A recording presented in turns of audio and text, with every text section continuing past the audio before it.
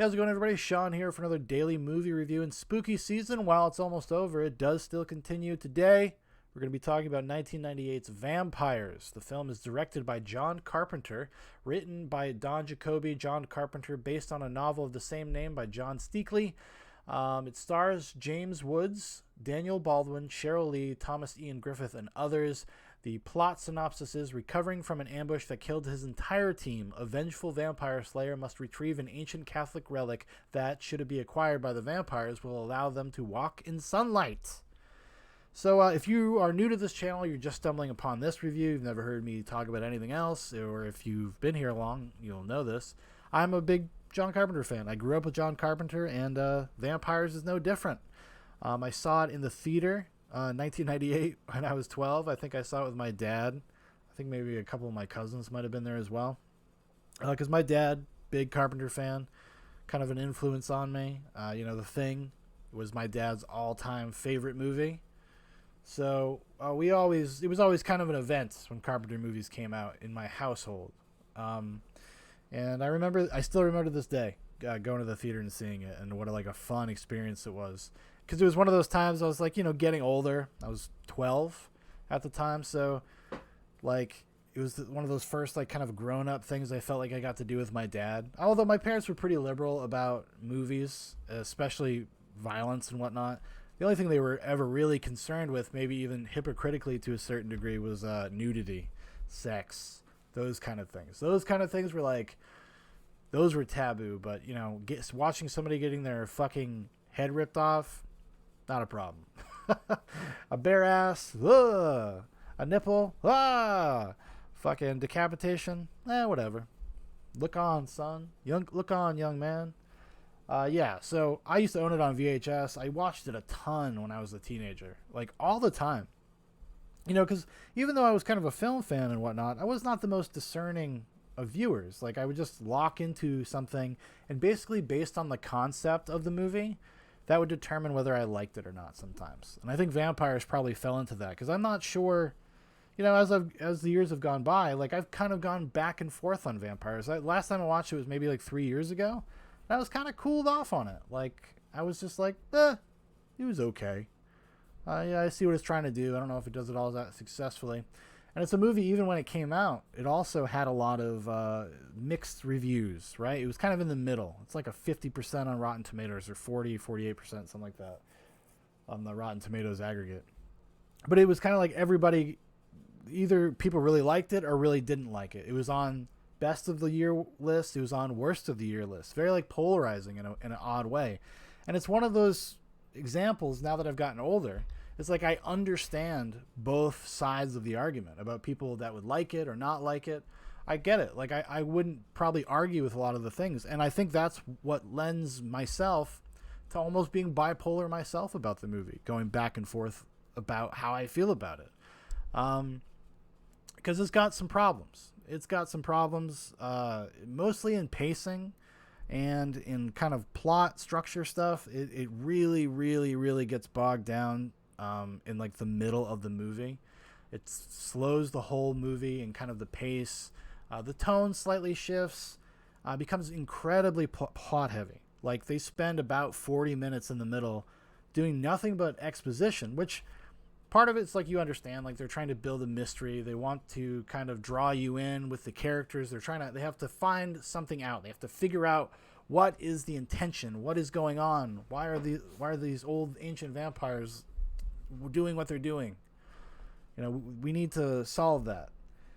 But it slows down the movie a great deal. And for twists that they matter intellectually, they're interesting, but the actual twists themselves, the way the movie presents them, the way they play out and reveal themselves, it's a little underwhelming. And almost to the point where I wish that this was kind of just a more straightforward, kind of action-packed horror western like it is. But just be more straightforward. Just strip it all down. A movie that actually understands that not everything needs to be the end of the world. The stakes don't always need to be that high. It's another western-tinged horror movie called Near Dark, directed by Catherine Bigelow, which I just checked to see, not streaming anywhere. So take that, suckers, because I own that shit on Blu-ray. It's one of the first Blu-rays I ever bought, I think. It's like $5 at Walmart. Anyways, yeah, that movie understands it, kind of just distills the notion and makes the stakes personal. And I think that Vampires, it sets itself up as if it's going to have a more personal road, but then it ends up being this big plan about basically the end of the world, bringing on some sort of apocalypse, right? And then there's all these sort of like hidden intentions of the institutions, which those things were interesting. Like I said, it's intellectually interesting, but the way Carpenter executes on it and his storytelling, it felt just underwhelming. I didn't really understand the necessity for it, because you could have had these same characters. You could even have some of the same kind of character interactions or emotional beats, and cut away a lot of that stuff. Now, that's not something I think you could fix in editing. It's not like you could do a fan cut of Vampires and fix the problems. It is a fundamental problem that is tied to the script and the story they decided to tell. But I think most of the movie works so well, it's pretty easy to forgive that stuff, and a lot of that has to do with the performances. The cast is very game. James Woods gives a great James Woods, like a almost stereotypical meme-like James Woods performance in this movie, where he gets to kind of exercise and flex all of his abilities. He gets to be cool. He gets to be sleazy.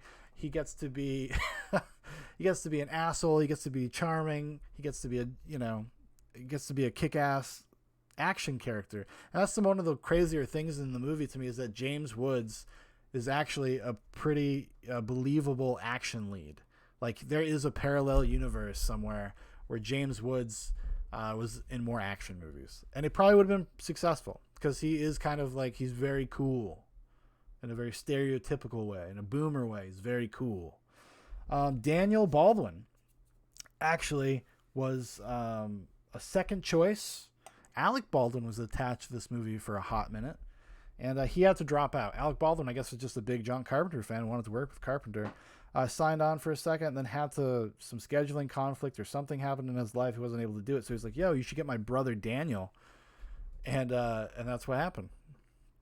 Daniel Baldwin got cast, which is funny, because Daniel Baldwin is literally just like the poor man's Alec Baldwin. They look almost identical. A lot of the mannerisms and the kind of affectations that Alec Baldwin's known for, Daniel kind of has some more of that. He's a little bit more, I think, overtly butch maybe than Alec is, but I could see it would have been interesting to see Alec Baldwin in like kind of the supporting role. Because I think, you could make the argument, I guess, that maybe Alec Baldwin or Daniel Baldwin and James Woods characters are kind of co-leads in a certain way. They have basically like the A and B plot. The A plot is James Woods, the B plot being Daniel Baldwin's. So you could make the argument that they're co-leads, but it really is kind of James Woods' movie. But it would have been interesting to see Alec Baldwin in that role. I think you probably would have been more pronounced. Alec Baldwin just has more of a presence too. You understand why Alec Baldwin is a big movie star and why Daniel Baldwin isn't. Not to say that Daniel Baldwin is bad, but there is something. There's just some people just have that little extra spark. They have that presence, whatever you want to call it. And Alex got it. Daniel not so much. Cheryl Lee, for you Twin Peaks fans out there, I was not a Twin Peaks fan when I saw this, because I was 12. Well, I guess some people watched Twin Peaks when they were young, but I didn't. And so for years and years and years, I was just a fan of her in this. And then I remember seeing Twin Peaks like for the first time in like the mid 2000s. It's probably, I think, when that gold box, the box set of the season 1 and 2 came out, the gold box. My friend bought it, and ended up. Well, I basically talked him into buying it because I couldn't afford it. And then the rest is history there. But anyways, yeah. So Cheryl Lee gives a pretty decent performance. Gives almost a very Laura Palmer-esque performance, like this desperate, manic, anxiety-driven kind of performance, which is understandable given the circumstances that she's like a prostitute that was bitten, and she's slowly turning into a vampire, and has a psychic connection to Valak, the main bad guy, who's played pretty well by Thomas Ian Griffith. I would say like he feels a little maybe cartoonish, a little over the top in a way that is unintentionally funny at times. I don't have a huge problem with his performance or anything. I don't think it derails the movie, but it does feel sometimes at odds with kind of the more grounded tone of the movie. Because the movie does a pretty good job of balancing its different kind of genre desires and being kind of broadly entertaining. It's probably leans more towards like action horror than it does actual, like, I don't know, thriller horror, more than your traditional vampire movie. It's not really going for that. It wants to be a Western. Like, this is like these, what do you call them? Regulators. It's like Young Guns. That's kind of what the movie starts out with, is like a Young Guns-esque type of crew. Mercenaries. I don't know. Bandits. People that you come in. Bad guys that you hire to catch even worse guys. You know what I mean? Those type of dudes. So he feels a little incongruent sometimes, but, you know, it's pretty forgivable. It's not... The movie doesn't take itself that so seriously that it completely like derails the experience or anything. But if they had somebody that was a little bit more credible, a little bit more menacing, somebody where to play off of like James Woods and maybe in a little bit more of a credible threat way, I think it probably could have benefited from that. Now, is that Thomas Ian Griffith's fault? Is that Carpenter's fault? Is that the material's fault? I don't know. Probably a little bit of everybody's fault. You know what I'm saying, folks? But yeah. One thing that I actually don't love about this movie is the score. Carpenter's score. He does a very, for lack of a better way to put it, he does like this Boomer Dad score. Like it's very specifically trying to homage like certain types of Westerns and whatnot. Very specifically trying to do that. And he adds like his little, I don't know, like rock and roll Stevie Ray Vaughan stuff in there that I don't think works all the time. Sometimes it actually works against it. I think the main theme is okay, like in its simplest form. Like the dun dun dun dun dun dun dun dun dun dun dun dun. And then he has all these little Stevie Ray Vaughan like inflections and notes. And I'm like, You know, it's a weird thing. I probably catch a lot of shit for this, but I'm not actually a huge fan of Carpenter's scores outside of some of the stuff he did in the 80s. You know, when I think of like The Thing, the score, it's Enrico Morricone. Like it's not fucking John Carpenter that I found all that memorable in that. So anyways, probably not a popular opinion around these parts, the intranet. The movie's got a okay look to it. This is Gary B. Kibb, who passed away just a few months ago. Oh my gosh. Rest in peace, my boy. Anyways, now that I'm going to shit all over you. I don't love his camera work. He has been involved with a lot of, I think, the lesser interesting looking Carpenter movies, starting with Prince of Darkness, They Live. What else he did? Body Bags, In the Mouth of Madness, Village of the Damned, Escape from L.A., Vampires, Ghosts of Mars. So, like, these movies just don't have that spark, that specialness. Like, especially when I think of something like Prince of Darkness. Like, you know, we got to go back and talk about how awesome something like fucking, what's it called? Oh, Escape from New York. How beautiful that movie looks, right? It is shot so fucking well. It enhances the entire experience. Like Dean Cundey. I mean, this guy's a master. This guy is not somebody you fuck around with. And it's almost a shame that he got too popular. He became too famous, too in demand. He probably was out of reach for Carpenter by the time, you know, he's doing stuff in the 90s and the late 80s. So, because what does he do? Yeah, I mean, he did The Thing. He even shot Halloween 2. Didn't he shoot Halloween? He shot The Fog, Halloween. Yeah, so he was a Carpenter boy. Psycho 2, which, you know, I can understand. It looks a good-looking movie. Back to the Future, yeah. Once he starts doing Back to the Future, he does Big Trouble in Little China, and then just kind of mostly big movies like Jurassic Park, The Flintstones, Apollo 13. He did Jack and Jill. No fucking way. He did the Adam Sandler movie Jack and Jill. Ooh, boy. Maybe we're not all heroes. Anyways, yeah. So I think there was a time where he He might have been a little out of reach for Carpenter, which is a shame because I think they're a great pair, a fantastic pairing relative to the work they did together. Yeah, because it does have it's not shot poorly. It's not. It's shot pretty well. I like, it's got the saving grace of the movie, especially in the modern era and stuff like that, is that it's got the film textures, a lot of film grain. They shot on location a lot, and it really kind of comes through in the cinematography. Probably helps the movie out a lot.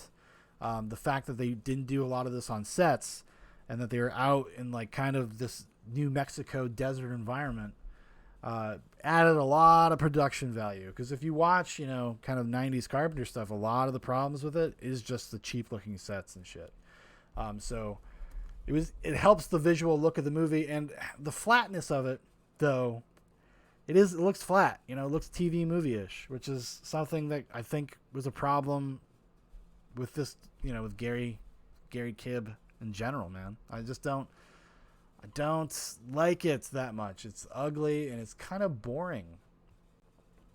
I'm sorry, Kib. R.I.P. Much respect. You were involved in things that I enjoy a great deal, but you may be the least enjoyable part of them. So, yeah, I mean, that's the thing. It just doesn't... It has that texture because of the film stock and the grain of the film and, like, the obviously out in a real world filming things. I like that. I like the look of it, So, yeah. Anything else to say? Any closing thoughts about vampires, Shaun?